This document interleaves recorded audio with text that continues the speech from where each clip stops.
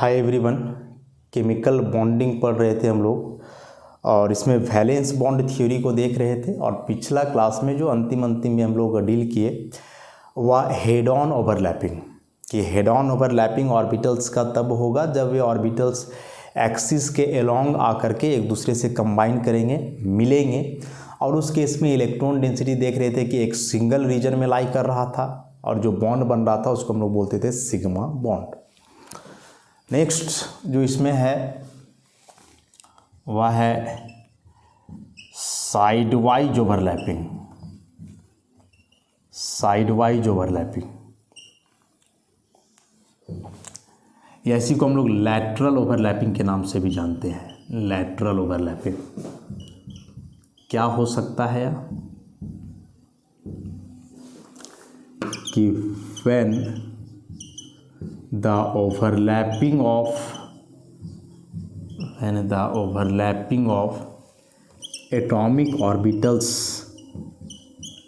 atomic orbitals takes place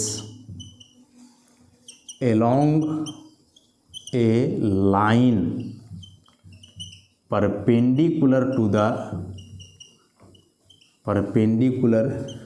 the internuclear axis. It is called sidewise overlapping. Axis के along यदि overlapping होगा तो head on. अब बोला है कि एक्सिस के एलोंग नहीं बल्कि इंटरन्यूक्लियर एक्सिस जो है उसके परपेंडिकुलर डायरेक्शन से ऑर्बिटल्स यदि आपस में ओवरलैप करेंगे तब वह क्या कहलाएगा? साइडवाइज ओवरलैपिंग कहलाएगा।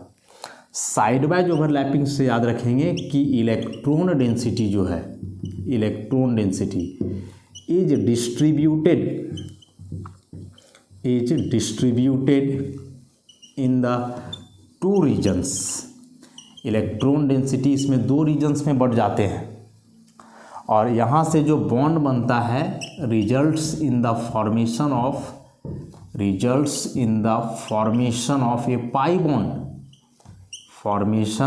ए पाई बॉन्ड। तो इन 3 पॉइंट के आधार पे अभी सिग्मा और पाई को तो हम लोग डिफ्रेंशिएट कर ही सकते हैं। सिग्मा बॉन्ड ऑर्बिटल का जब हेड ऑन ओवरलैपिंग हो रहा था तो बन रहा था, पाई बन रहा है जब साइड वाइज होगा तो। साइड वाइज का मतलब क्या हुआ कि इंटरन्यूक्लियर एक्सिस के परपेंडिकुलर डायरेक्शन से। सिग्मा में हम लोग देख रहे थे इलेक्ट्रॉन डेंसिटी एक ही रीजन में कंसंट्रेट हो रहा था और यहाँ एक ही रीजन में नहीं, बोल रहा है कि 2 रीजन में डिस्ट्रीब्यूट कर जाएगा, बट जाएगा, इक्वली डिस्ट्रीब्यूट करेगा। मतलब पाई बॉन्ड पूरा एक साथ एक जगह नहीं बनता है। एग्जाम्पल से समझो, ज़्यादा बेहतर तरीके से समझ पाएंगे हम लोग। एस ऑर्बिटल को चूँकि डील कर चुके हैं, एस ऑर्बिटल का कोई साइड नहीं है तो वह कभी भी साइड वाइज ओवरलैपिंग में भाग नहीं लेगा। स्फेरिकली सिमेट्रिकल है, यूनिफॉर्म है उसका शेप। तो पी की बात करें हम लोग ऐसा, तो पी में यह जो डम्बेल शेप है तो बताया कि इसमें ये जो पोर्शन है जो एक्सिस के अलोंग होगा, यदि एक्सिस हम लोग ऐसे ड्रॉ करें तो यह जो पोर्शन है इस पोर्शन को हम लोग बोलेंगे हेड। लेकिन यह जो पोर्शन है दिस वन या फिर दिस वन, तो इस एक्सिस के तो परपेंडिकुलर डायरेक्शन है। देखो ऐसा एक्सिस ऐसे जा रहा है और ये वाला रीजन इस तरफ है तो उसके परपेंडिकुलर हुआ, तो इस पोर्शन को हम लोग बोलेंगे साइड। तो एक पी ऑर्बिटल में जिसका कि डम्बेल शेप है तो एक्सिस के तरफ जो रीजन है वो हेड कहलाएगा और उस एक्सिस के परपेंडिकुलर वे में जो रीजन बन रहा है वह उसका क्या कहलाएगा? साइड। वैसे ही आप डी ऑर्बिटल बनाओगे तो वही बात है, डबल डम्बेल शेप है, बस 2 डम्बेल बनेगा, मतलब तो वही रहना है। तो इसके लिए यदि हम लोग एक्सिस ड्रॉ करते हैं, सपोज आप 2 एक्सिस यहाँ से बना दो, इसको आप एक्स बोल दो और इसको आप वाई बोल दो। तो फिर से दिस वन, ये जो पोर्शन है वह हेड कहलाएगा एक्सिस के अलोंग, लेकिन क्या कहलाएगा? ये पोर्शन क्या होगा? ये वाला पोर्शन क्या होगा? इस पोर्शन को क्या बोलेंगे? तो ये सभी क्या होंगे? साइड होंगे। तो यहीं से क्लियर हो जा रहा है कि ऐसे यदि एक्सिस के अलोंग मिलने वाला है तो एक्सियल ओवरलैपिंग होगा और यदि उसके परपेंडिकुलर डायरेक्शन से जाकर के मिले दिस वे यहाँ से तो वह उसका साइड कहलाएगा और साइड वाइज ओवरलैपिंग हो जाएगा। एस की बात करें तो देखो इसमें कोई साइड नहीं है, 3 एक्सिस आप बनाओगे ना, जेड एक्स वाई, कोई साइड नहीं है। ई जो यहाँ से यहाँ का रीजन है, ये देख रहे हैं हम लोग एक्सिस के अलॉन्ग है। ई रीजन जो है वो भी एक्सिस के अलॉन्ग है, और दिस वन ये भी एक्सिस के अलॉन्ग ही है। तो इसमें कोई साइड नहीं है, सारे जो है एक ही जैसे हैं, सब एक्सिस की तरफ लाई कर रहे हैं। यूनिफॉर्म शेप होने के चलते इसमें आप कोई डायरेक्शन डिसाइड नहीं कर पाओगे एक एस ऑर्बिटल में। तो P और D, F ऑर्बिटल के बारे में चूंकि हम लोग जान नहीं रहे हैं बहुत, तो उसकी बात नहीं करेंगे। P और D ऑर्बिटल से क्या बनना है, पाई बॉन्ड। कैसे बनेगा ध्यान दोगे आप। शेप को थोड़ा सा ध्यान में रख करके चलना है तब। तो एक एग्जाम्पल यदि आप समझो कि अभी जो हमने बताया कि साइड वाइज ओवरलैपिंग होगा जब एटॉमिक ऑर्बिटल ओवरलैप करेंगे इंटर न्यूक्लियर एक्सिस के परपेंडिकुलर डायरेक्शन से। तो ये जो तीन एक्सिस हम लोग जानते हैं ना जी, एक्स, वाई और Z, this Y and this Z. हम लोग क्या जानते हैं कि ये जो तीनों एक्सिस होते हैं ये एक दूसरे से परपेंडिकुलर होते हैं। ये तीनों एक्सिस एक दूसरे से क्या होते हैं, परपेंडिकुलर। तो यदि इस मॉलिक्यूल का एक्सिस एक्स है, मतलब एक्स को यदि आप इंटर न्यूक्लियर एक्सिस मानो, एक्स को यदि आप इंटर न्यूक्लियर एक्सिस मानो, तो फिर परपेंडिकुलर एक्सिस क्या हुआ, वाई और जेड। तो उस केस में पी एक्स ऑर्बिटल एक्सिस के अलॉन्ग ओवरलैप करेगा और सिग्मा बनाएगा, और ये जो पी वाई और पी जेड बच जाएंगे ये क्या करेंगे कि उसके परपेंडिकुलर डायरेक्शन से ओवरलैप करेंगे, और ये क्या बनाने वाले हैं, पाई बनाने वाले हैं। उसी प्रकार से यदि आप y को इंटरन्यूक्लियर एक्सिस मानते हो तो x और z पाई बनाएगा। z को यदि आप इंटरन्यूक्लियर एक्सिस मानते हो तो x और y जो है सो पाई बॉन्ड बनाएंगे। केमिस्ट्री में जब हम लोग बॉन्डिंग वगैरह कुछ पढ़ते हैं तो याद रखोगे कि उस केस में z is called principal axis, या इसी को हम लोग इंटरन्यूक्लियर एक्सिस मान करके चलते हैं। z को कोई रीजन नहीं है, किसी को भी मान सकते हो आप, लेकिन ट्रेडिशनली जो चलते आ रहा है वह जेड को हम लोग क्या मानते हैं, इंटर न्यूक्लियर एक्सिस। तो जेड को जब इंटर न्यूक्लियर एक्सिस मान रहे हैं तो पी जेड ऑर्बिटल सिग्मा बनाएगा हमेशा, और पी एक्स पी वाई क्या बनाएगा, पाई बॉन्ड बनाएगा, साइड वाइज ओवरलैप करेगा। खैर एग्जाम्पल देखते हैं। तो दो पी ऑर्बिटल जब ओवरलैप करेंगे तब का देखते हैं, जिसको हम लोग पी पाई बॉन्ड बोलने वाले हैं। ऐसा मान लो कि यह एक्सिस है, अब दो पी ऑर्बिटल्स यहाँ से आप बनाओ, एक और बनाओ ऐसा। तो this one is its axis, लेकिन एक्सिस के अलॉन्ग तो हुआ ही नहीं, तो उसको बगल से मिला है जी, साइड से ऐसे। और देखो इलेक्ट्रॉन नेचुरली दो भाग में बट गया, यह इलेक्ट्रॉन है, plus plus minus minus, same symmetry वाले ओवरलैप करेंगे, प्लस प्लस एक तरफ, माइनस माइनस एक तरफ। तो यहाँ बनेगा पाई, और चूंकि इलेक्ट्रॉन डेंसिटी यहाँ दो रीजन में बढ़ जा रहा है तो ऑब्वियसली बॉन्ड पूरा का पूरा एक जगह तो बटेगा नहीं, तो आधा पाई बॉन्ड ऊपर बनेगा पाई बाई 2, आधा पाई बॉन्ड नीचे बनेगा पाई बाई 2, तो पूरा मिला करके फिर हो जाएगा एक पाई। उसी प्रकार से एक पी और एक डी रहा, जिसको पी पाई डी पाई बॉन्ड बोला जाएगा ऐसा। तो जहाँ तक हम लोग P का शेप जान रहे हैं, एक्सिस फिर से इसको लें तो P का ऐसे ही डंबल शेप हुआ,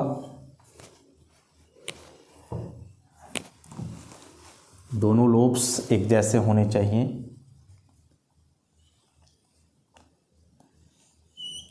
ऐसा। अब आप बनाओगे D, तो चूंकि साइड वाइज ओवरलैपिंग करवाना है तो एक्सिस तो ऐसे होगा, तो साइड वाइज इसका दिस वन ऐसे। तो यहाँ से जब आप डी ऑर्बिटल को कंबाइन करवाओगे तो कुछ ऐसा, एक डंबल बना और एक डी ऑर्बिटल को आप ऐसे कंबाइन करवा दो ऐसा। तो यह प्लस माइनस, तो डी में भी हम लोग जानते हैं कि एक डंबल के दोनों लोब में प्लस सेम साइन और फिर ये दोनों में माइनस। तो यहाँ भी जो ओवरलैपिंग हुआ दिस वन, यह भी साइड वाइज ओवरलैपिंग है, इलेक्ट्रॉन डेंसिटी डिस्ट्रीब्यूट हो रहा है, मतलब साइड वाइज ओवरलैपिंग होना है वहाँ से ऐसे। तो यहाँ भी जो है पाई बॉन्ड दो रीजन में बनेगा, ये पाई बाई 2 और यहाँ भी पाई बाई 2। सिमेट्री भी सेम है, माइनस माइनस के साथ ओवरलैप कर रहा है और प्लस प्लस के साथ कर रहा है। प्लस माइनस बताए ऑर्बिटल के सिमेट्री को बताता है, ऑर्बिटल में जो लोब्स हैं उसके अलग अलग फेज को इंडिकेट करता है कि ऑर्बिटल्स कौन से फेज में है। तो प्लस प्लस है मतलब दोनों सेम फेज में है, माइनस माइनस है मतलब दोनों सेम फेज में है, तो ऐसा यहाँ ओवरलैपिंग हुआ। और चूंकि जो यहाँ बॉन्ड बन रहा है पाई वह एक पी और एक डी से बन रहा है, that's why it is called P pi D pi bond. एक पी और एक डी से बन रहा है, इसलिए इसको हम लोग क्या बोलेंगे, पी पाई डी पाई बॉन्ड। ठीक है, ध्यान में रखना है इसको। और एक last D pi bond, D pi bond. अब ये डी पाई बॉन्ड कैसे बनेगा, तो दोनों डी ऑर्बिटल्स होंगे। तो फिर से मान लिया जाए यदि इसको एक एक्सिस, तो डी ऑर्बिटल ड्रॉ करो डबल डम्बल शेप का, ऐसा दिस पर। इन दोनों में मान लो प्लस, इन दोनों में मान लो माइनस, किसी में भी आप प्लस माइनस कर सकते हो, बस एक डम्बल के जो दो लोब्स हैं उन दोनों में सेम साइन होना चाहिए, डी के लिए याद रखना है। एक और डी जब बनाओगे तो ओवरलैपिंग करके दिखाओ, ऐसा ऐसा। तो इन दोनों को प्लस मान लो और इन दोनों को माइनस मान लो, क्योंकि सिमेट्री सेम होना चाहिए तभी ओवरलैपिंग होगा। इसमें आप प्लस नहीं मान सकते क्योंकि इधर आप माइनस ले चुके हो, ऐसा। तो यहाँ ओवरलैपिंग होगा दिस वन, ऑब्वियसली यह साइड वाइज ओवरलैपिंग है, ऐसे। तो यहाँ भी दो रीजन में बढ़ रहा है ना, एक्सिस तो ही हुआ और ओवरलैपिंग देखो उसके परपेंडिकुलर डायरेक्शन में हो रहा है, दिस वन। यहाँ भी एक्सिस इसको माने हो तो ओवरलैपिंग परपेंडिकुलर डायरेक्शन में हो रहा है, और यहाँ भी वही चीज़ हो रहा है, ऐसे। तो यहाँ भी पाई बॉन्ड दो रीजन में बनने वाला है, पाई बाई 2 और पाई बाई 2।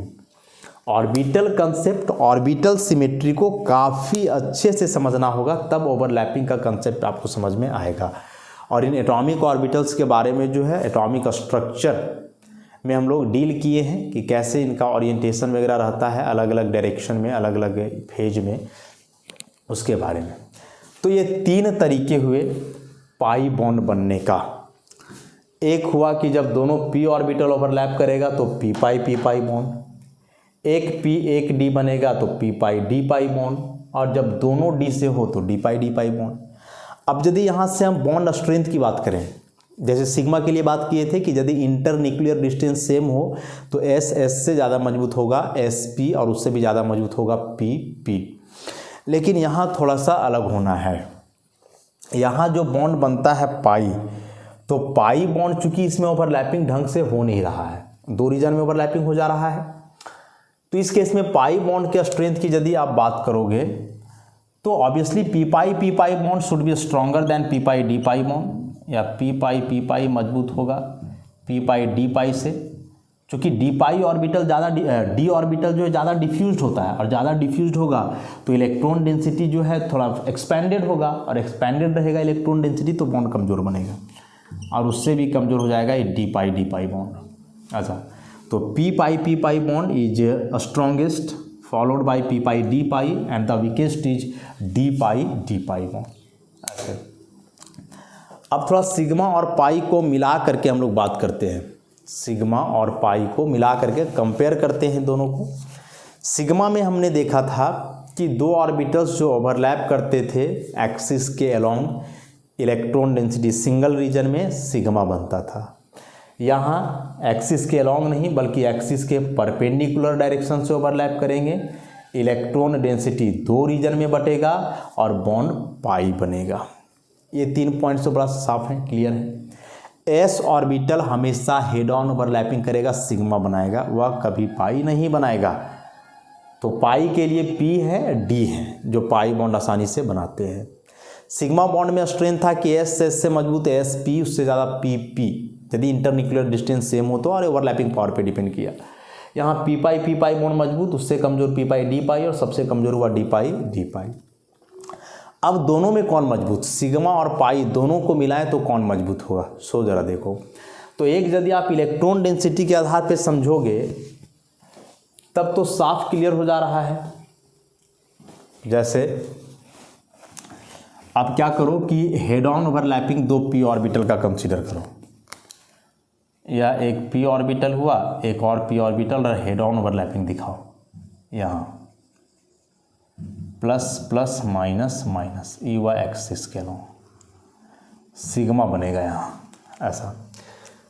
तो सेम बात है, जितना इलेक्ट्रॉन यहाँ है उतना ही इलेक्ट्रॉन यहाँ, लेकिन वही इलेक्ट्रॉन्स यहाँ 2 रीजन में बढ़ गए और यहाँ पूरा इलेक्ट्रॉन एक सिंगल रीजन में है। तो यदि आप इस कोटेशन को अप्लाई करो, यूनिटी इज स्ट्रेंथ, एकता में बल है, तो उस आधार पे तो आप ऑब्वियसली इसको स्ट्रॉन्ग बताने वाले हो, होगा ही स्ट्रॉन्ग सिग्मा, क्योंकि इलेक्ट्रॉन जैसे एक सिंगल रीजन में है, इसमें 2 रीजन में डिस्ट्रीब्यूट कर जा रहा है, तो सिंगल रीजन वाला इलेक्ट्रॉन डेंसिटी एक मजबूत बॉन्ड बनाएगा। यूनिटी इज स्ट्रेंथ को फॉलो करते हैं हम लोग। जनरली इसको दिखाया ऐसे जाता है कि यहाँ जो ओवरलैपिंग होकर के बॉन्ड बना ना, इसको इस रीजन से दिखाते हैं, चूँकि बी प्लस ये दोनों माइनस था, तो इसको आप ऐसे दिखाते हो और एक छोटा सा ऑर्बिटल जो है इधर बचा हुआ रह जाएगा। ये दोनों माइनस वाले हुए और ये बीच में प्लस, तो इलेक्ट्रॉन डेंसिटी पूरा इसमें रहेगा ऐसा। हालांकि ये दोनों लोग भी तो बचे ही माइनस वाले, तो इसको ऐसे दिखाते हैं।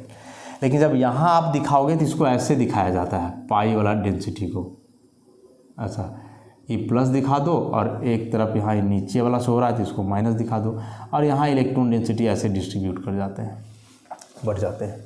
ये पाई को ऐसे दिखाते हैं और यहाँ हम लोग सिग्मा ऑर्बिटल को वैसे दिखाते हैं। ऐसे ही सिग्मा और पाई ऑर्बिटल का रिप्रेजेंटेशन होता है।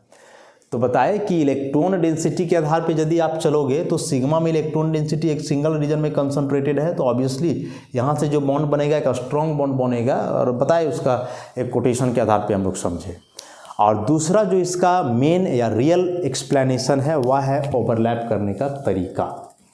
और इसको आप एक एग्जाम्पल से समझो। जैसे अभी इसको एक ऑर्बिटल मान करके हमने चला, डम्बेल शेप का है, एक लोब है ये, दिस वन, यह भी एक लोब है। तो 2 लोब जब ऐसे कंबाइन करेंगे तो ऐसे मतलब यह एक्सिस हुआ, ठीक है, देख लो ऐसे, या देखो ऐसे जा करके कंबाइन कर रहे हैं दिस वे, तो यह हुआ हेड ऑन ओवरलैपिंग। तो इसको आप बोले हेड, तो ये जो पोर्शन है दिस वन और दिस वन, यह साइड कहलाएगा उसका, ये दोनों साइड, और ये वाला पोर्शन क्या हुआ हेड। तो ऐसे जा करके मिल रहा है मतलब हेड ऑन मिल रहा है, और इधर उधर से मिलेगा मतलब साइड वाइज। तो एक आप हाथ को ऐसे कंबाइन करवाओ और दूसरा ऐसे कंबाइन करवाओ, और देखो कि दोनों में कौन मजबूती से जुड़ा रहता है। तो ये जो हाथ जुड़ा हुआ है फील कर पाओगे कि यह स्ट्रांगली है, दिस वन ऐसा जल्दी से हटेगा नहीं, लेकिन ये है तो आसानी से आप इसको आसानी से हटा सकते हो। तो ये जो ऐसे स्ट्रांगली कंबाइन किया है, this is called head on, और जो आप ऐसे इसको दिखा रहे हो या ऐसे दिखा रहे हो, this is called side wise overlapping.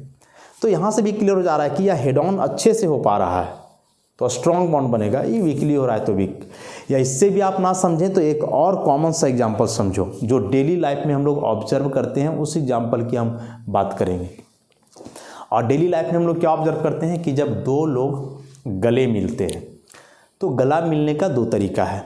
एक तो एक लिपट करके लोग गला मिलता है, और दूसरा देखोगे मूवी वगैरह में देखते होगे कि लोग बस कंधे से कंधा टच करता है, आप इधर से कंधा टच किए, वो इधर से कंधा टच किया।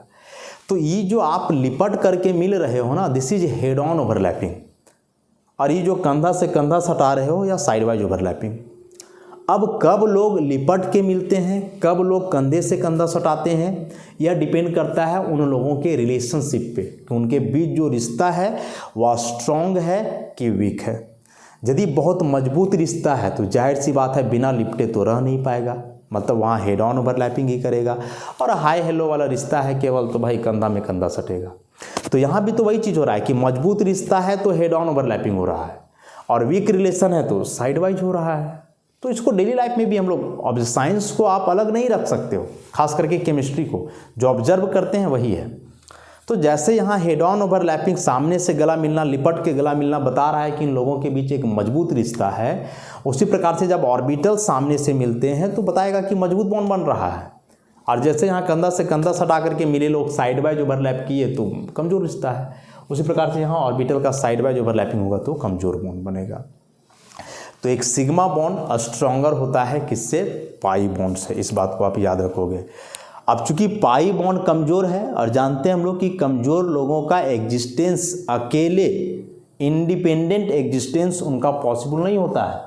तो चूंकि पाई बॉन्ड एक वीक बॉन्ड है, तो इस पाई बॉन्ड का इंडिपेंडेंट एग्जिस्टेंस पॉसिबल नहीं है। एक पाई बॉन्ड इंडिपेंडेंटली एग्जिस्ट नहीं करता है। नोट्स में इन सारी चीज़ों का जिक्र है, आप पढ़ोगे ज़रूर और यहाँ से कंसेप्ट को समझोगे। तो अब हमने देखा अभी कि 2 प्रकार के बॉन्ड बने, सिग्मा और pi. Sigma head on overlapping, pi side wise overlapping. कौन सा ऑर्बिटल सिग्मा बनाएगा, कौन पाई बनाएगा, ये भी हम लोग देख लिए। अब जो पीछे कोवलेंट बॉन्ड हमने पढ़ा, single covalent bond, double covalent bond, triple covalent bond, quadruple के बारे में भी चर्चा किया था हमने, और क्विंटिपल के बारे में भी चर्चा किया था हमने। ऐसा, this is single bond, this is double bond, this one is triple bond, this one is quadruple bond, this is quintuple bond, quintuple bond. ऐसा कैसे इन बॉन्ड्स के बारे में आप एक्सप्लेन करोगे, तो सिग्मा पाई के आधार पे एक्सप्लेनेशन देने वाले हम लोग। Single bond is sigma bond, double में 1 सिग्मा 1 पाई, कोई भी ऊपर नीचे वाला सिग्मा पाई हो सकता है। ट्रिपल में 1 सिग्मा 2 पाई, इसमें भी कोई भी सिग्मा पाई हो सकता है। क्वाड्रुपल में 1 सिग्मा 2 पाई और 1 delta bond, this is delta bond. यहाँ 1 सिग्मा 2 पाई, 1 डेल्टा और 1 पाई बॉन्ड। ऐसा, तो बॉन्ड कितने हुए, सिग्मा कोवलेंट बॉन्ड जिसको आप ऐसे दिखा रहे हो, पाई इस प्रकार से दिखाया आपने, डेल्टा बॉन्ड दिस वन, और 1 पाई बॉन्ड दिस वन। ऐसा सिग्मा पाई का तो फॉर्मेशन हमने देख लिया कि सिग्मा पाई बॉन्ड कैसे बने। यदि आप यहाँ से बात करोगे डेल्टा बॉन्ड की, तो डेल्टा बॉन्ड बनता है डी ऑर्बिटल से, और वो भी डी ऑर्बिटल का जब साइड वाइज ओवरलैपिंग हो तब। कैसे बनता है जरा समझोगे जरा डेल्टा बॉन्ड के फॉर्मेशन को, कि मान लो यह एक डी ऑर्बिटल है, ठीक, एक और डी ऑर्बिटल लो आप। ऐसा, तो कब बनेगा डेल्टा बॉन्ड देखोगे, साइन कन्वेंशन का इस्तेमाल कर सकते हो आप। ऐसा, तो ये डी ऑर्बिटल के चारों लोब्स, 1 2 3 4, इसके भी चारों लोब्स, ये चारों लोब्स आपस में कंबाइन करेंगे। और कंबाइन करेंगे कैसे, तो ई वाला लोब जो है इसके साथ कंबाइन करेगा, उसी प्रकार से ई वाला लोब इसके साथ, सेम ई वाला लोब इसके साथ कंबाइन करेगा, और ई वाला लोब इसके साथ कंबाइन करेगा। तो चूंकि यहाँ चारों लोब एक दूसरे से कंबाइन कर रहे हैं, तो इलेक्ट्रॉन डेंसिटी ऑब्वियसली यहाँ 4 रीजन में बंटने वाला है।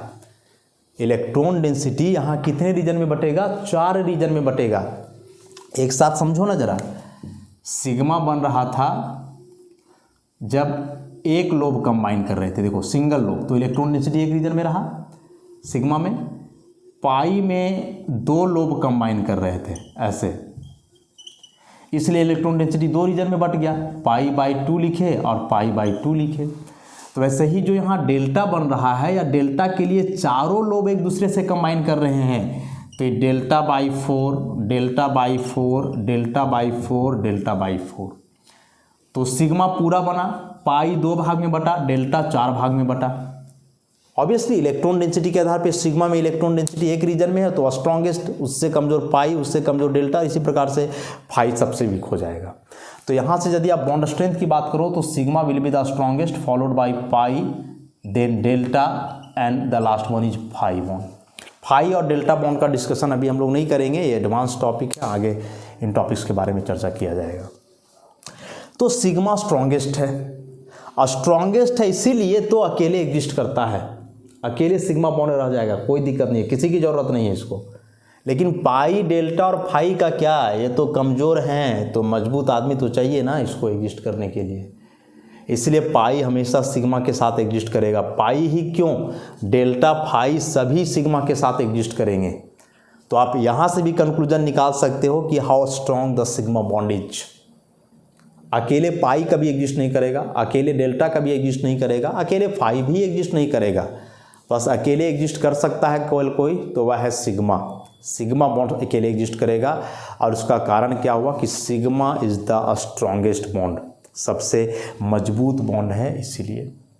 तो यहाँ से भी एक डिफरेंस अब और निकाल दिया कि sigma bond can have independent existence, but pi bond always exist along with the sigma bond, it doesn't have independent existence।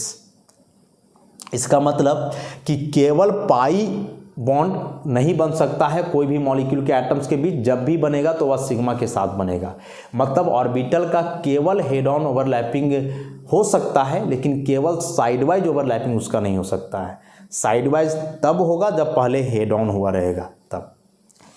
यहाँ से एक इम्पॉर्टेंट एक्सप्लेनेशन आप और ला सकते हो, और वह एक्सप्लेनेशन हम लोग क्या ला सकते हैं कि जब आप आगे पढ़ोगे या पढ़े होगे आप लोग, तो जानते हैं हम लोग कि कार्बन कार्बन सिंगल बॉन्ड बनता है, कार्बन कार्बन डबल बनता है, कार्बन कार्बन ट्रिपल बनता है। कार्बन कार्बन क्वाड्रुपल बॉन्ड के बारे में सुने हो क्या? नहीं सुने होगे, बनता भी नहीं है या पॉसिबल नहीं है। क्यों नहीं पॉसिबल है भाई? कार्बन का वैलेंस में तो 4 इलेक्ट्रॉन है, एटॉमिक नंबर 6, तो 2 और 4, तो कार्बन के वैलेंस शेल में 4 ऑर्बिटल्स तो हैं, तो यह क्वाड्रुपल बॉन्ड क्यों नहीं बना पा रहा है? ट्रिपल तक ही क्यों? तो इसका एक्सप्लेनेशन हम लोग यहाँ से देंगे कि क्वाड्रुपल बॉन्ड में एक है डेल्टा बॉन्ड। डेल्टा बॉन्ड कब बनता है? जब डी ऑर्बिटल ओवरलैप करते हैं। तो क्या कार्बन के पास डी ऑर्बिटल है? देखें जरा, कार्बन का जो एटॉमिक नंबर है, कन्फिग्रेशन लिखोगे तो 1s2 2s2 2p2, 2d तो होता नहीं है।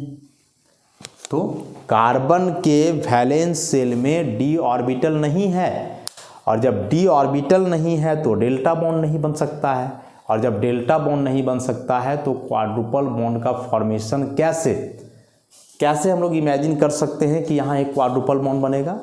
तो यदि कोई पूछे कि कार्बन कार्बन के बीच ऐसे 4 बॉन्ड क्यों नहीं बनता है, क्वाड्रुपल बॉन्ड क्यों नहीं बनता है, तो उसका सिंपल सा एक्सप्लेनेशन देंगे हम लोग कि भैया कार्बन में डी ऑर्बिटल नहीं है, और डी ऑर्बिटल यदि नहीं है तो वहाँ डेल्टा बॉन्ड नहीं बन सकता है, और डेल्टा बॉन्ड नहीं बनेगा तो फिर क्वाड्रुपल बॉन्ड कहाँ से बनेगा? कभी बन ही नहीं सकता है।